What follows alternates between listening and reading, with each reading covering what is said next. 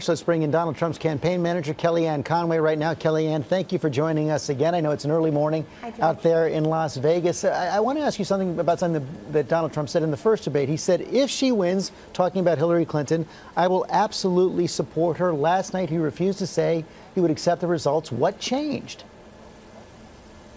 I think it's the same statement in this way, George. He's saying that until the results are actually known, certified, and verified, he's not going to concede an election. He just doesn't know what will happen. I imagine if you had asked Al Gore in 2000 if he was going to respect the election results, he would have said yes. He actually called to concede the election to Governor George W. Bush, called back to retract the concession, and then, as you know, George, we had 6 weeks until the Supreme Court of the United States decided who the next president would be. But I just think Donald Trump is also putting people on notice that if there are irregularities, if there's voter fraud, if there's large-scale malfeasance that's committed, that he's not just going to not want to investigate that. But we have to see what happens. I think that if you look at his first statement and this one taken together, you see somebody who's willing to accept the election absent widespread fraud. But that's not what he said. And what you just said something important right there. You said that Al Gore, if you would have asked him before the election in 2000, will you commit to supporting the winner, he would have said yes, just as every single candidate in American history has. That's not what Mr. Trump did last night. He was asked specifically, are you willing to commit to the principle of the peaceful transition of power, that the loser concedes to the winner? And he says, I'll tell you at the time. He wouldn't do something that every other candidate has done. Well, he loves the country, and it's why he ran for president, and he respects the principles of democracy. It's just that he can't say what's going to happen. If the election is very tight, if it's just a few votes here and there, if, as was the case in 2000, George, if one state like Florida is less than 600 votes, as was the case then, we just don't know what will happen. But obviously, I think that there were many high notes last night. I really think one very important point that was new is Donald Trump challenging Hillary Clinton to give back the money that her foundation has taken from countries that don't respect women, whereas he said gays are thrown off of buildings and women have no rights. She did not respond to that. I hope the Clinton Foundation will take that seriously and consider giving back the money to countries that do not respect women, especially for someone who says she is fighting for women.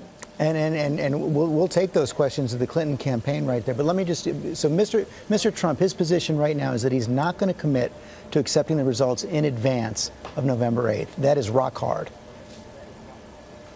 You heard what he said last night, and I think if you take that in combination with his earlier statements that you read, George, you find a candidate who is willing to respect the free and fair democratic process. But he just wants a fair shot. You know, if you're Donald Trump, you don't get a fair shot most days. We saw just this week 96% of donations given by working journalists went to Hillary Clinton. He got 4% of them. We saw just this week you have specific journalists colluding with the Clinton campaign, asking them if they'd like to edit a piece before it's filed, or asking if they're upset with a particular package that was put on the air, on the TV or radio. And this is not how a full and fair democracy works, and we would just like to have a fair shake most days. So is he saying that questions about press bias are reason enough to question the results of the election? No, what he is saying is when you talk about a rigged, corrupt system and you talk about somebody who's been there for 30 years as an insider, you can't possibly look at that person and say, there's a change maker, there's someone who's going to adhere to democratic principles, there's someone who's actually going to improve the economy, defeat radical Islamic terrorism, make our schools better. I mean, Hillary Clinton last night was talking about all the problems we have in this country, people in poverty, millions without health insurance. Those are very serious problems, but if you've been there for 30 years, you can't be part of the solution, you are part of the problem. 19 days left.